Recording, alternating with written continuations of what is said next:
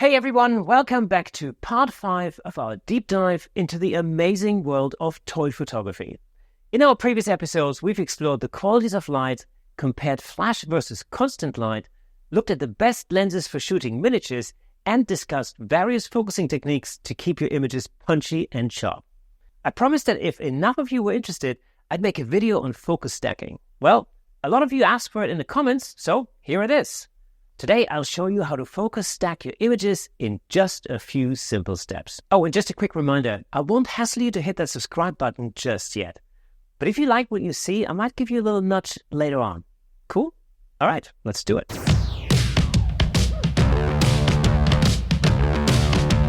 Hi everybody, I'm Kersten Luts and you're watching Platypod TV, brought to you by Platypod, where innovation never sleeps.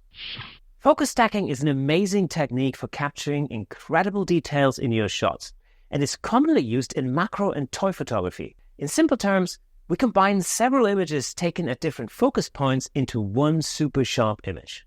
This technique is vital when photographing close-ups of small subjects, where the depth of field is very narrow. Depth of field is the nemesis of macro photographers because at these distances, it's usually razor thin. So to create an image that's sharp all the way through, we need to take multiple shots at different focus points and then combine them in editing. Don't worry if this sounds complicated, it's actually easier than it seems. I'll guide you through the entire process step by step. We'll start with the shooting stage and then I'll show you how to combine and blend your images in Photoshop. While there are many alternatives to Photoshop, one of my personal favorites is Helicon Focus. Many of our macro photography friends swear by it, and I'd be happy to make an in-depth video about that too. But for today, let's stick with Photoshop, as I know most of you probably already have it. Alright, let's start with the first stage, known as focus bracketing. Here we need to take a series of images at different focus points throughout the scene. For today's shot, I'm using Mando's N1 Starfighter with Mando in front. My camera is on a tripod, which is crucial to eliminate any movement. The first method is entirely manual. Set your camera to burst mode and focus just in front of where you want your stack to begin, usually just in front of your subject. Press the shutter button and slowly move the focusing ring from the front of the subject to the back. Make sure your tripod and ball head are solid to avoid any movement. This might take a little practice, but you get the hang of it. The second method utilizes your camera's built-in focus stacking or focus shifting feature. Some cameras, like my Nikon Z6 II, have a focus shifting function. Just focus your camera in front of your subject, decide on the number of shots. 45 should cover everything from the front of the Starfighter to the back. Set the focus step width, which I'll set to 4, and the interval until the next shot, which I'll leave at 0. As a tip, if you're using flash, it might be better to set a 1-second interval to give your flash time to recycle. Now hit start and the camera will create a stack of images while moving the focus point through the scene all by itself. Alright, once you've created your stack of images, it's time to head over to the computer to blend them all together. But before you do that, do me a favor and subscribe to this channel. This way, you'll always know when a new video drops. Now, let's hop over to Lightroom and Photoshop to create our stacked image. Here we are, first stop in Lightroom. I've just imported all of our images into Lightroom. We ended up with 44 images with a variety of focal points. Remember, we started focusing right in front of our main subject, and then we moved the focus all the way through to the back end of our Starfighter. So the first thing we're going to do is we're going to highlight all of our images.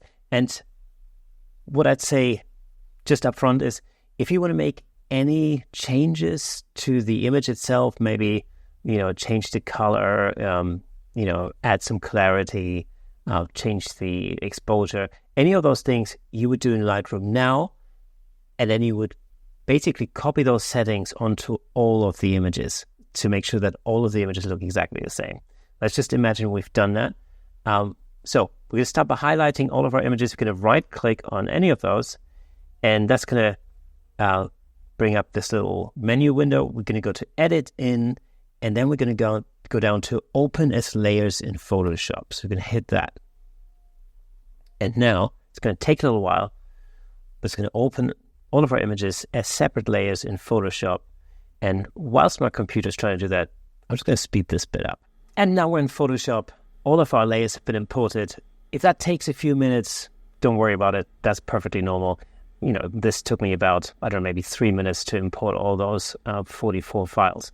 But now we have lots of separate layers. And the first thing we're going to do now is we're going to highlight all of our layers. So easy way to do it, we can just highlight the first layer, scroll down to the very bottom, press Shift, click on the last layer, and it'll highlight all of them. So the first thing we're going to do now is we're going to head to the Edit menu, and we're going to go to Auto Align Layers. So that's really important. Auto Align Layers, we want to make sure that all of these layers are perfectly aligned. And of course, we would have used tripod before, but nevertheless, there could have been a little bit of, tripod shake going on or whatever. We just want to make sure that everything's aligned perfectly. So we're going to come up with this Auto Align Layers menu. We're going to leave it on auto. Don't worry about any of the other options. Just hit OK and let Photoshop do its magic right there. Again, it's going to align all of our selected layers. There's 44 layers to align here. It's just going to take a minute. So I'm going to speed this bit up again. Once our layers are perfectly aligned, we're going to go back to the Edit menu.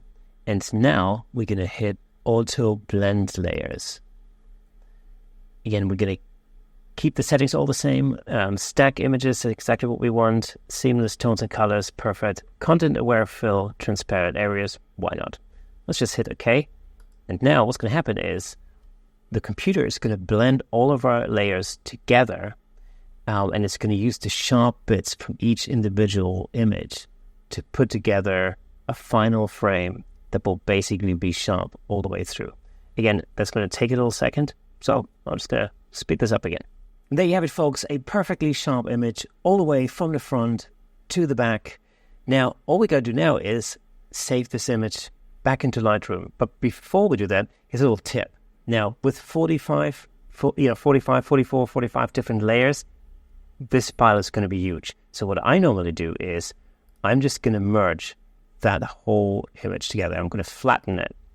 So what we've got now is one image. That's our final image. The file size is going to be a lot smaller. So what I'm going to do is I'm going to hit Command S. I'm going to save this back into Lightroom. So back in Lightroom, I'm going to hit the Develop module. And now I can start editing my image. So I adjust colors again. I can add some clarity. I can maybe crop. Now I'm going to crop out these little funky sections here. So what I'm going to do is just move this in a little bit until I'm happy. There we go. Right, and now I can start dropping down some highlights, maybe bring the shadows up a little bit. I can add some clarity, and so on and so forth. Maybe add the tone curve. There we are, some simple edits. That's our final image. I'm happy with it. Let me know what you think in the comments. And there you have it, folks. I hope this video will help you getting started with focus stacking. And please make sure you leave a comment below if you have any questions. Also, I highly recommend you check out my buddy Dave the Bearmaker's latest book, From a Certain Point of View, The Ultimate Guide on Miniature Photography. It really is a treasure trove of knowledge from one of the best. Now, if you want to learn more about toy photography, check out my podcast, the Camera Shake Podcast, where I've talked to toy photography pros Dave the Bearmaker and Jesse Fireeisen in detail about how they create their amazing images. And if you're not yet following the Camera Shake Podcast, then what are you doing? Check it out on YouTube, Apple Podcasts, Spotify, and wherever awesome podcasts live. You'll find all the links in the description. As always, take a snapshot of your setup or share your final shots on Instagram. If you've been experimenting with Platypod gear or try out the lighting setups we've discussed today, I want to see your creations.